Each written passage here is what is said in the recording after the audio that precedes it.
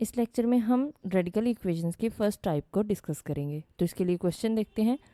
हमारे पास ये क्वेश्चन दिया गया है, इसका सोल्यूशन देखते हैं। सोल्यूशन में सबसे पहले हम गिवन इक्वेशन को इक्वेशन ए का नाम दे देंगे। अब यहाँ पे देखें हमारे पास सेम वैल्यूज़ कौन सी आ रही हैं, 3x² प्लस 2x। यहाँ पे स्क्वायर रूट में भी और बाहर भी सेम आ रहा है, तो हम इस सेम वैल्यू को किसी न्यू वेरिएबल के इक्वल पुट कर लेंगे। हमने इसको y के इक्वल पुट कर लिया और इसे इक्वेशन 1 का नाम दे दिया। तो इसमें इक्वेशन ए में जहाँ 3x² प्लस 2x है वहाँ क्या आ जाएगा, y आ जाएगा और बाकी वैल्यूज़ उसी तरह से। अब यहाँ पे स्क्वायर रूट इन्वॉल्व है, हम स्क्वायर रूट को सेपरेट कर लेते हैं, यानी +7 दूसरी साइड पे जाएगा तो -7 हो जाएगा और स्क्वायर रूट इस साइड पे आके क्या हो जाएगा, नेगेटिव हो जाएगा। अब हम दोनों साइड पे स्क्वायर ले लेते हैं क्योंकि यहाँ पे स्क्वायर रूट इन्वॉल्व है। स्क्वायर ले लेंगे तो हमारे पास क्या आएगा, ये a minus b whole square का फॉर्मूला ओपन हो जाएगा और इसका यहाँ पे देखें कि जब नेगेटिव वैल्यू का स्क्वायर होता है तो वो पॉजिटिव हो जाती है और स्क्वायर रूट का जब स्क्वायर होता है तो वो स्क्वायर रूट से कैंसिल हो जाएगा स्क्वायर, इसलिए y-1 आ गया। हमने इसको एक्सपेंड कर लिया y-7 का होल स्क्वायर को a minus b whole square formula से, यानी a² minus 2ab plus B square. अब हम ये y-1 भी दूसरी साइड पे ले जाएंगे और इसको सॉल्व करेंगे, हमारे पास ये इक्वेशन आ जाएगी। अब इस इक्वेशन की हम फैक्टराइजेशन कर लेते हैं, तो हमारे पास फैक्टर्स कौन से आएंगे, -10 और -5। हमने इसकी मिड टर्म को ब्रेक कर लिया तो हमारे पास क्या आ गया, -10 -5 आ जाएगा। अब हम फर्स्ट 2 टर्म में से कॉमन लेंगे और लास्ट 2 टर्म से कॉमन लेंगे। फर्स्ट 2 टर्म में से हमारे पास y कॉमन आ रहा है और लास्ट 2 टर्म से -5 कॉमन आ रहा है। कॉमन ले लिया। अब यहाँ पे देखें हम ब्रैकेट कॉमन ले लेंगे, y-10 आ जाएगा। और अब यहाँ पे देखें या तो y-10 इक्वल टू 0 है क्योंकि इन दोनों का प्रोडक्ट क्या है, 0 आ रहा है, या फिर y-5 इक्वल टू 0 है। तो यहाँ से हमें y की दो वैल्यूज़ मिल जाएंगी, y इज़ इक्वल टू 10 और y इज़ इक्वल टू 5। हम 1 बाय 1 ये इक्वेशन से इक्वेशन 1 में पुट करेंगे, यानी कि values y is equal to 10 पहले पुट करेंगे और फिर y is equal to 5। y is equal to 10 equation 1 में पुट करेंगे तो हमारे पास क्या आ जाएगा, y की जगह 10 आ जाएगा। ये 10 इधर पॉजिटिव है, दूसरी साइड पे जाएगा तो नेगेटिव हो जाएगा। हम इसको फैक्टराइज कर लेते हैं, लेकिन यहाँ पे देखें कि 10 3 ज़र कितना होगा, 30 होगा। तो ऐसे दो नंबर चाहिए जिनको मल्टीप्लाई करें तो 30 आए, -30 आए क्योंकि ये माइनस साइन भी है 10 के साथ, और प्लस माइनस करें तो 2 आए। तो हमारे पास ऐसी कोई भी दो वैल्यूज़ नहीं है, इसलिए हम इस पर क्वाड्रेटिक फार्मूला लगाएंगे। हम a b c की वैल्यूज़ लिख लेंगे, जो कि हमारे पास ये फर्स्ट वैल्यू a है, सेकंड वैल्यू b है और थर्ड वैल्यू c आ जाएगी। क्वाड्रेटिक फार्मूलाज में ये वैल्यूज़ लगा देंगे। हम इसको सॉल्व कर लेते हैं, हमारे पास 124 आएगा। 124 को हम क्या लिख सकते हैं, 4 × 31।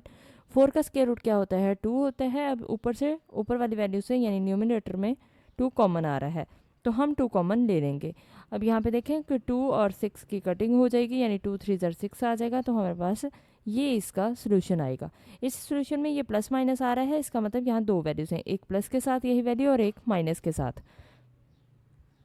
अब हम y is equal to 5 equation 1 में पुट करते हैं, तो हमारे पास y की जगह 5 आ जाएगा। हमने उसकी वैल्यू पुट कर दी, +5 दूसरी साइड पे जाएगा तो माइनस हो जाएगा। अब यहाँ पे देखें कि 5 को 3 से मल्टीप्लाई करें 15 आएगा, तो +5x करें और -3x करें तो 2 मिल जाएगा, यानी ये 2 मिल जाएगा। तो हम इसको मिड टर्म ब्रेकिंग कर सकते हैं, यानी फैक्टराइजेशन कर सकते हैं। हमने इसकी फैक्टराइजेशन कर दी। फर्स्ट 2 टर्म में से हमारे पास x कॉमन आया और लास्ट 2 में से -3 कॉमन आया, तो हम -1 कॉमन आया, तो हमने -1 कॉमन ले लिया। अब जब भी -1 यहाँ पे कॉमन आएगा, यहाँ पे अगर माइनस हो तो हम माइनस लगाते हैं, प्लस हो तो प्लस लगाते हैं, एक्चुअली यही होता है। तो ये वाला साइन चेंज हो जाता है, ये नेगेटिव है तो क्या हो जाएगा, पॉजिटिव हो जाएगा। अब ओवरऑल हमारे पास 3x + 5 कॉमन आ जाएगा। अब दो वैल्यूज़ का दो ब्रैकेट्स का प्रोडक्ट अगर 0 है तो इसका मतलब या तो फर्स्ट ब्रैकेट इक्वल टू 0 है या फिर सेकंड ब्रैकेट इक्वल टू 0 है।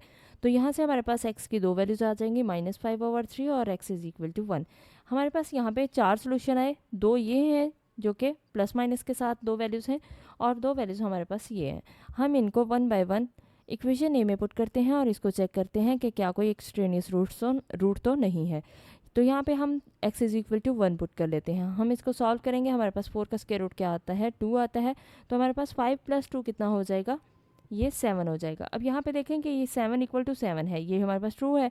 ट्रू का मतलब ये हुआ कि अगर इक्वल आ गए तो ये एक्सट्रेनियस रूट नहीं है, तो इसका मतलब x is equal to 1 extraneous root नहीं है। अब हम चेक करते हैं -5/3 को, तो इक्वेशन ए में पुट कर देंगे। अब हम इसको सॉल्व कर लेंगे। माइनस का स्क्वायर क्या हो जाता है, पॉजिटिव हो जाता है, 5² 25 हो जाएगा और 3 का स्क्वायर 9, सेम इसी तरह से हम इस ब्रैकेट को भी सॉल्व कर लेंगे। इन ब्रैकेट्स को सॉल्व करने के बाद हमारे पास इसका आंसर क्या आएगा, एलसीएम ले लेंगे इनका, यहाँ पे 9 और 3 का हमारे पास 9 आएगा एलसीएम, हम इसको सॉल्व कर लेंगे और मज़ीद सॉल्व करके हमारे पास 36/9 का स्क्वायर रूट क्या आ जाएगा, 6/3 आ जाएगा। अगेन हम इसका एलसीएम लेंगे। इसको सॉल्व करने के बाद हमारे पास 7 = 7 आ गया। अब यहाँ पे देखिए दोनों इक्वल आ गए, इसका मतलब ये ट्रू है। ट्रू मतलब ये भी एक्सट्रेनियस रूट नहीं है, ये भी सोल्यूशन सेट में जाएगा। अब हम चेक करते हैं x = -1 - √31/3। यहाँ पे पहले हम माइनस के साथ चेक करेंगे, फिर हम पॉजिटिव के साथ चेक करेंगे। हम इसका स्क्वायर रूट को सॉल्व कर लेंगे। हमारे पास पॉइंट्स में अगर लिखें तो -2.19 आता है। हम इक्वेशन 1 में पुट कर देंगे। इक्वेशन 1 में पुट करने के बाद हम इसको कैलकुलेट करेंगे। यहाँ पे स्क्वायर रूट सॉल्व कर लेंगे। अगर स्क्वायर रूट 9.01 करें तो 3 आता है। ये राउंड अबाउट वैल्यू हमने लिखी है, पॉइंट के बाद 4 वैल्यूज लिख सकते हैं, इससे कोई फ़र्क नहीं पड़ता। यहाँ पे देखें कि अगर हम इनको ऐड कर देते हैं 13.01 कह रहा है कि इक्वल आ गया 7 के, ऐसा पॉसिबल नहीं है, इसका मतलब ये फॉल्स हो गया, तो ये एक्सट्रेनियस रूट है। अब हम चेक करते हैं पॉजिटिव वैल्यू को, यानी यही वैल्यूज हम प्लस के साथ चेक करते हैं। इक्वेशन 1 में पुट करेंगे, हमने इसको पॉइंट्स में लिख लिया ताकि इजीली सॉल्व कर सकें। हम इसको सॉल्व कर लेंगे, यानी इसका स्क्वायर रूट भी एक्सपेंड कर देंगे, इसको कैलकुलेट कर लेंगे। कैलकुलेट करने के बाद हमारे पास यहाँ पे आंसर आया 12.96। अब यहाँ पे देखें कि ये इक्वल कह रहा है 7 के, ऐसा पॉसिबल नहीं है। ये भी हमारे पास फिर क्या हो गया, फॉल्स हो गया, ये भी एक्सट्रेनियस रूट होगा। तो हमारे पास कौन कौन से एक्सट्रेनियस रूट नहीं थे, हमारे पास सिर्फ 2 थे जो कि एक्सट्रेनियस रूट्स नहीं थे, 1 और -5/3। इसका मतलब ये हमारे पास सोल्यूशन सेट में आ जाएंगे और यही इसका आंसर होगा।